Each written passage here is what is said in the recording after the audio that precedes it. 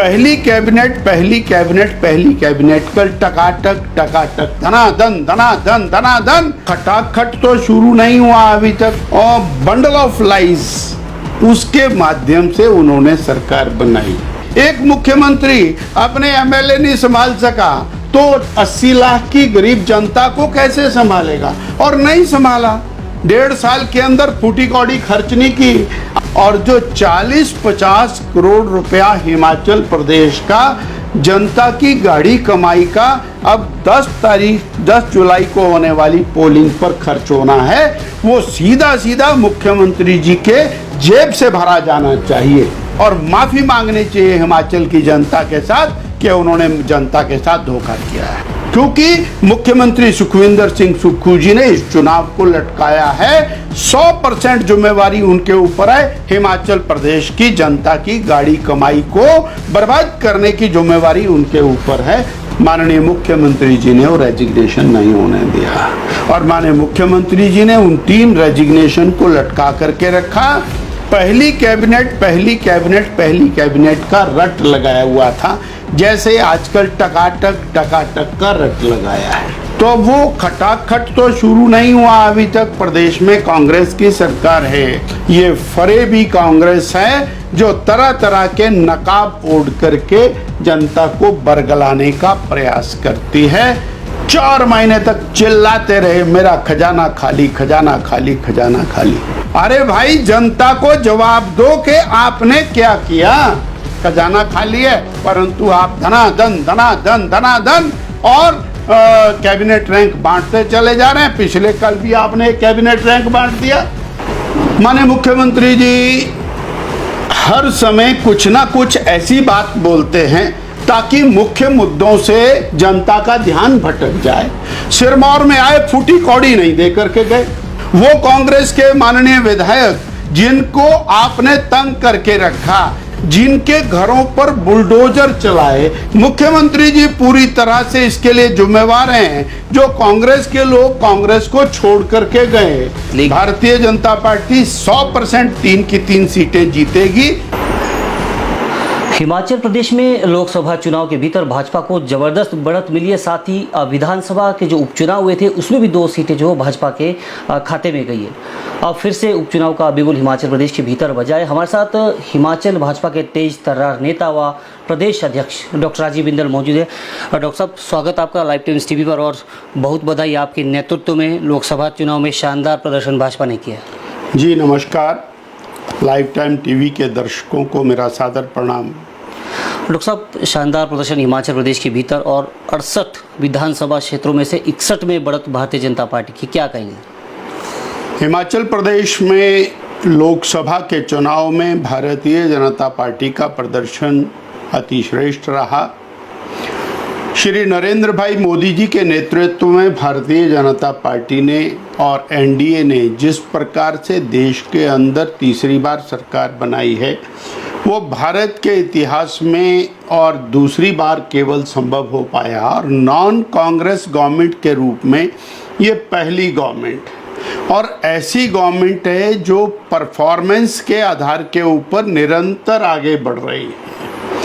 और ऐसे में नरेंद्र भाई मोदी जी के प्रति हिमाचल के मतदाताओं का जो स्नेह, आशीर्वाद, वो बहुत अच्छे तरीके से हिमाचल वासियों ने दिया, जिसके परिणाम स्वरूप 4 की 4 सीटें भारतीय जनता पार्टी ने जीती। इतना ही नहीं, जैसा आपने कहा, 68 विधानसभा क्षेत्रों में 61 विधानसभा क्षेत्रों में भारतीय जनता पार्टी को लीड मिली। और उसमें भी अत्यंत महत्वपूर्ण बात यह है कि 12 मंत्री वर्तमान सरकार में हैं, जिनमें से 10 मंत्री मुख्यमंत्री जी को मिला के उनके विधानसभा क्षेत्रों में भारतीय जनता पार्टी को लीड मिली है। मैं एक और तथ्य आपके ध्यानार्थ और आपके माध्यम से प्रदेश की जनता के ध्यानार्थ लाना चाहूँगा कि इस बार जो वोट शेयर बीजेपी को मिला वो 57% वोट शेयर मिला, जबकि कांग्रेस को 42% वोट शेयर मिला। यानी 15% अधिक वोट भारतीय जनता पार्टी को प्राप्त हुए। आज से 1.5 साल पहले 2022 में कांग्रेस की सरकार बनी थी। कांग्रेस की सरकार को भारतीय जनता पार्टी के ऊपर 0.9% वोट मिले थे, यानी 1% वोट से कांग्रेस पार्टी जीती थी। अब यहाँ आंकलन करना जरूरी है कि 1.5 साल में इतनी गिरावट कांग्रेस में आई, कांग्रेस सरकार में आई, कांग्रेस पार्टी में आई कि 1% से बीजेपी माइनस थी और अब 15% से बीजेपी प्लस हुई।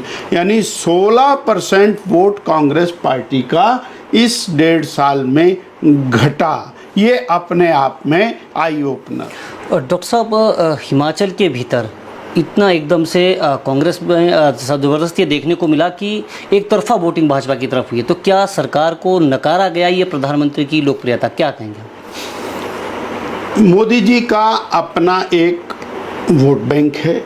मोदी जी के प्रति एक सकारात्मक दृष्टिकोण देश के प्रबुद्ध जनों का है।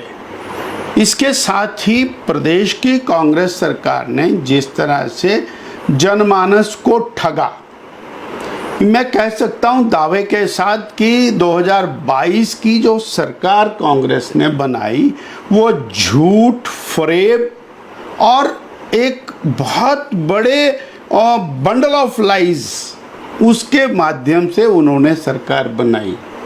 और फिर इस बार फिर इन्होंने बहुत बड़ी गारंटियां फेंकी। पहले बोला हम 1500 रुपया महीना देंगे, इस बार बोले हम 8500 रुपया महीना देंगे, वो भी खटाखट देंगे। तो वो खटाखट तो शुरू नहीं हुआ, अभी तक प्रदेश में कांग्रेस की सरकार है।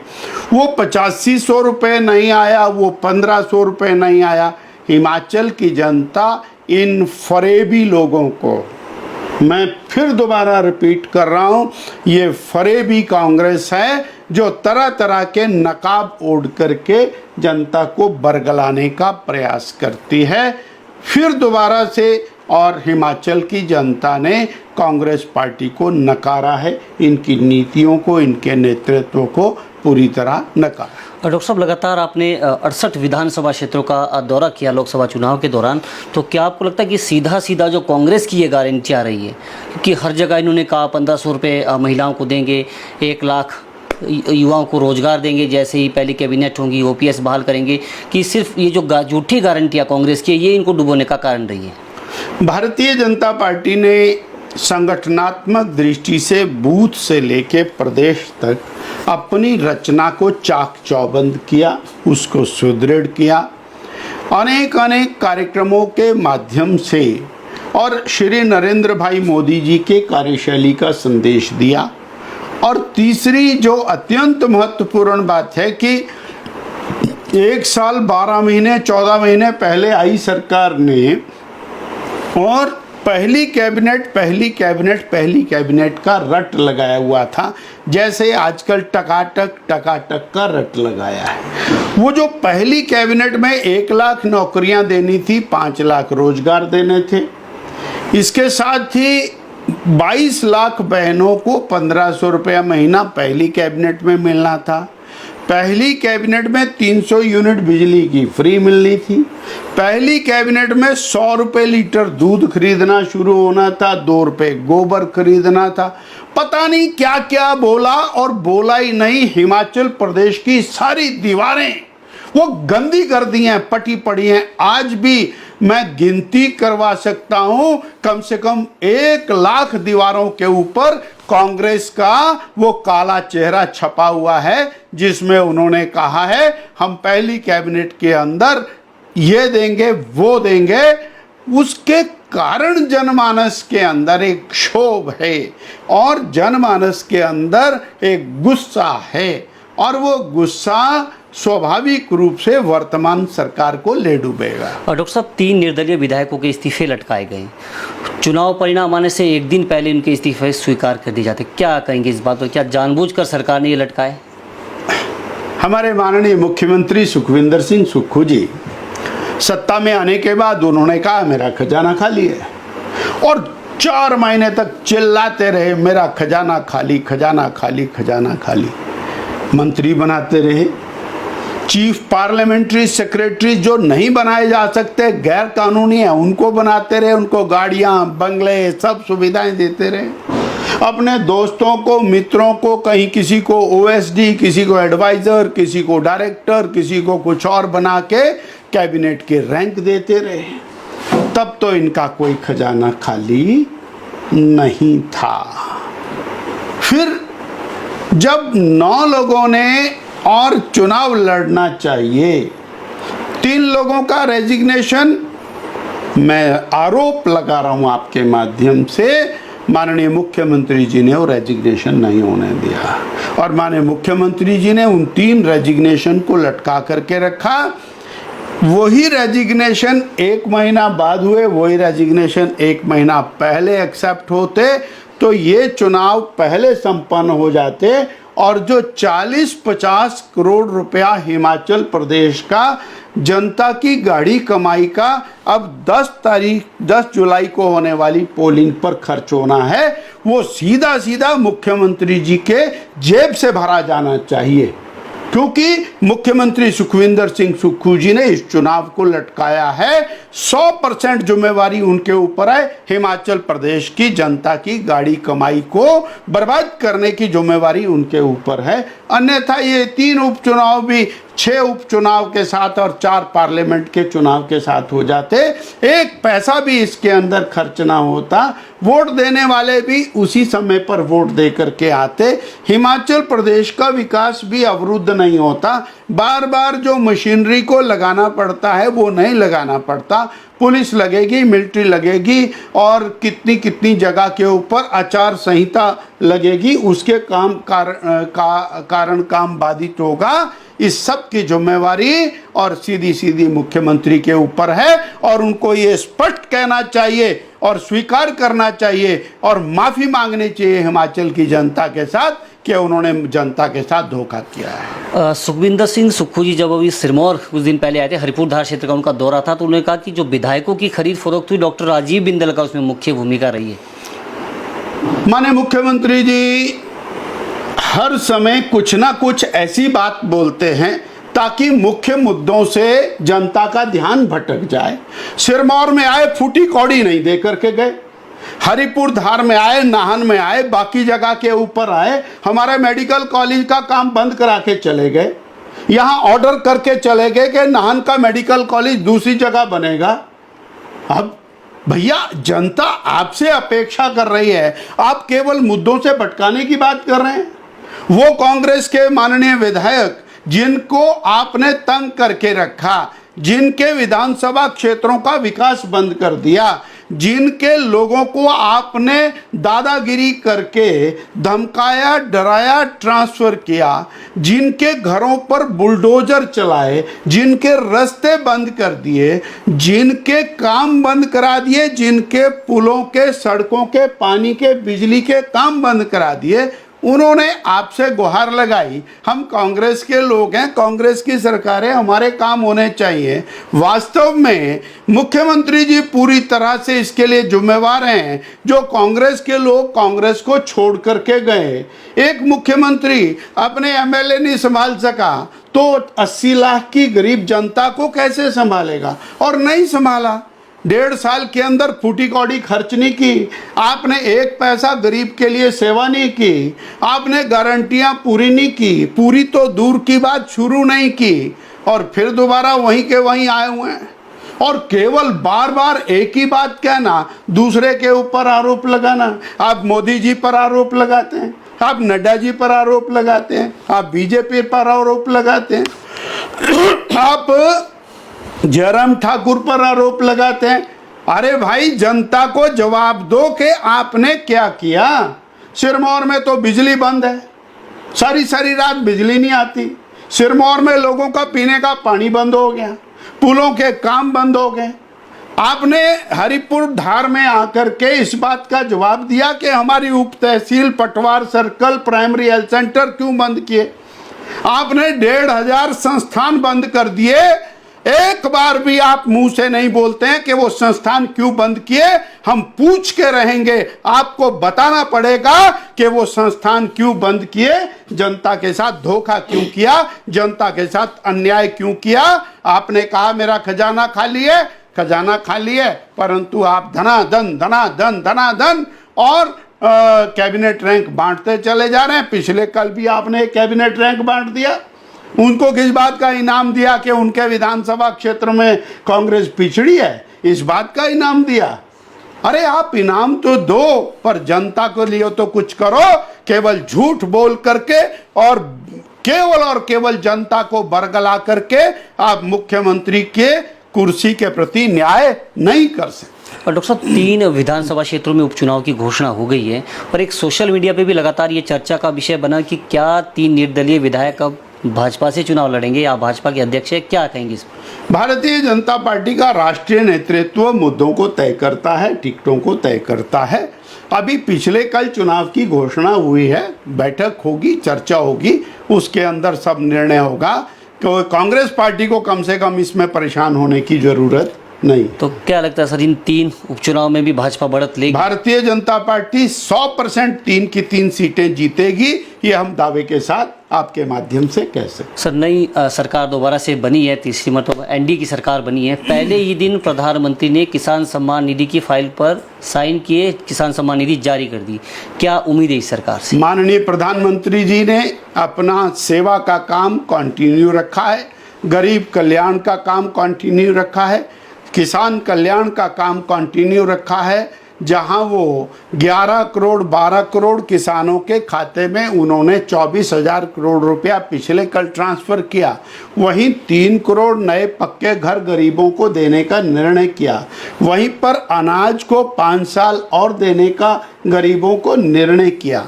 इसके लिए हम उनको बधाई देते हैं। और उन्होंने तो बार बार पिछले कल कहा है 2047 में विकसित भारत और 5 साल के अंदर तीसरी आर्थिक महाशक्ति भारत को बनाना। मुझे एक और बधाई आपके माध्यम से हिमाचल वासियों को देनी है। आदरणीय श्री जगत प्रकाश नड्डा जी और केंद्रीय मंत्री पद उनको मिला है, और वो टॉप 5 के अंदर इस समय भारत में मंत्रालय में आए हैं, जहां उनके पास स्वास्थ्य मंत्री का, वहीं केमिकल और फर्टिलाइज़र विभाग उनको मिला है। मैं हिमाचल वासियों को इसके लिए बहुत बहुत बधाई देता हूं, बहुत शुभकामनाएं देता हूं, और माननीय JP नड्डा जी को भी शुभकामनाएं देता हूं। डॉक्टर साहब एक और सवाल आपसे जानना चाहेंगे कि भी एक चर्चा का विषय, क्या माना जाए कि आने वाले समय में अनुराग जी भी एक महत्वपूर्ण भूमिका में नजर आएंगे? क्योंकि लोगों को उम्मीद थी कि इससे पहले का जो कार्यकाल था केंद्रीय मंत्री रहे, अभी फिलहाल मंत्रिमंडल में माननीय अनुराग ठाकुर जी भारतीय जनता पार्टी के वरिष्ठ नेता हैं, 5 बार के माननीय सांसद हैं, युवा मोर्चा के राष्ट्रीय अध्यक्ष रहते हुए उन्होंने देश के अंदर एक विलक्षण प्रतिभा अपनी दिखाई है। उन्होंने मंत्रालय का कार्यभार जिस तरह से संभाला है वो भी लोगों के लिए मार्गदर्शक है। किसी भी सूरत में भारतीय जनता पार्टी उनको और उनके गुणों का 100% उपयोग भारतीय जनता पार्टी करेगी। इसका निर्णय राष्ट्रीय नेतृत्व को करना है और उनका योगदान महत्वपूर्ण रहेगा, ऐसा मुझे विश्वास है। डॉक्टर साहब लाइव टाइम से बातचीत करने के लिए धन्यवाद। धन्यवाद, शुक्रिया। तो ये थे डॉक्टर राजीव बिंदल, हिमाचल प्रदेश भाजपा के अध्यक्ष, और जिस तरीके से उन्होंने कहा कि लोकसभा चुनाव में किस तरीके से भाजपा ने यहाँ पर काम किया, 4 सीटों पर जीत हासिल की, और एक बार फिर से उन्होंने ये कहा कि आने वाले विधानसभा के जो 3 उपचुनाव हिमाचल प्रदेश के भीतर होने हैं, इसमें भी भाजपा बढ़त दर्ज करेगी। अपने सहयोगी प्रदीप कल्याण के साथ लाइव टाइम्स टीवी के लिए नाहन से सतीश शर्मा। हिमाचल, जहां कदम कदम पर है कहानी और हर मोड़ संगम है लय और ताल का, लाइव टाइम्स टीवी लेकर आए हैं हिमाचल का सबसे बड़ा dance competition, Himachal dance championship season 2। पहले सीजन की शानदार कामयाबी के बाद दूसरे सीजन के ऑडिशन जल्द ही शुरू हो रहे हैं। सीनियर जूनियर एज ग्रुप में सोलो, ड्यूट और ग्रुप डांस के मुकाबले, where passion meets precision and talent takes centre stage. ये सिर्फ एक कंपटीशन नहीं बल्कि सेलिब्रेशन है।